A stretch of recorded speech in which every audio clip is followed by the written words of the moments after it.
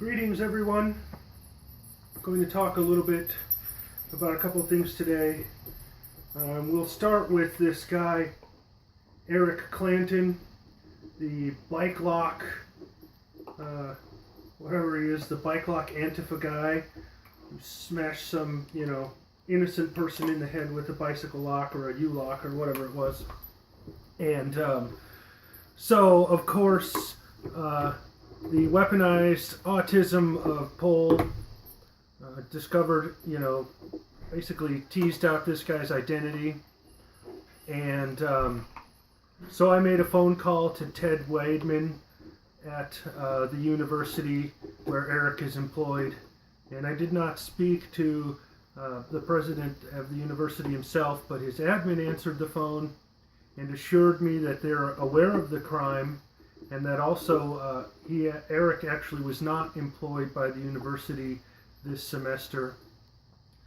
So, but he still is in the faculty directory, and he does have an active email account, so I sent him an email informing him that he is in fact a fascist, and I hope he enjoys his time in jail. I've seen a few reports on YouTube that he has been arrested, but I don't know that it's really been confirmed by the Berkeley Police Department yet. But I do expect either confirmation or otherwise to come in the next few hours by the people who are looking into that. And but he probably won't really serve a lot of time in jail or any time in jail, which is regrettable. And it's sort of the other point of this conversation is the fact that the law isn't equally applied here in the United States. Those people who are seen to be on the left, they often don't really face any consequences for their violence. They commit violent crimes, and there's, in a lot of cases, literally no repercussions for it, no consequences at all. And this is very regrettable.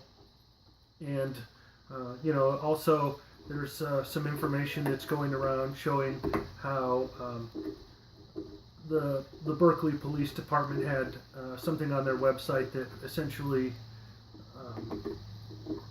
indicated that, they were to stand down and perhaps maybe do a few symbolic arrests of Antifa members, but nothing that was going to stick, and nothing that was anything other than just symbolic. And there's also some people, I think Sargon is demonstrating how the mayor there is connected to Antifa, and this other person, Yvette Felarco or something like that. I think that's her, Yvette Felarco. I think that's her name. And so I imagine that even if this guy Eric doesn't stay employed at the university where he's at now, that someone like Yvette will give him a job at Bamman, or hire him to teach at Berkeley, where he can indoctrinate people with his hate, because that's the kind of stuff that they're employed in doing is indoctrinating people with hateful propaganda, rather than teaching actual ethics or philosophy or anything that's truly mind expanding. They would rather just impregnate people's minds with propaganda and teach them to hate and be intolerant. And so, this is the state of our education system. This is the state, of our law enforcement. And honestly, I don't blame all the police officers. I'll sort of finish with this. I don't really blame all the police officers that are involved. They've got jobs and probably families to feed, and they have their own livelihood to think about, and their careers and whatnot. And but it is regrettable that none of them are standing up to these orders to stand down and let Antifa run violent like thugs through the streets. And so if there's any police officers coming across this video and watching it, I would strongly encourage you to disobey those kinds of orders. I think if a few police officers can do that, it will snowball and will make it easier for other police officers to do that.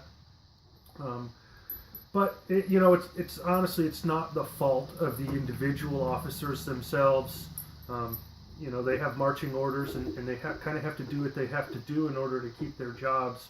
So I think we should really be putting pressure on the mayor and the chief police, and taking those routes to enact the positive change that needs to happen. Thanks for listening.